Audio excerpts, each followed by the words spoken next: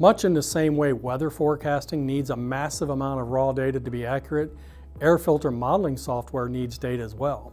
And for more than 20 years, Camfil has accumulated real-world performance data from hundreds of filters installed in almost every application imaginable. Now, one method of collecting data is to park a cam lab in a client's facility for up to 6 months at a time.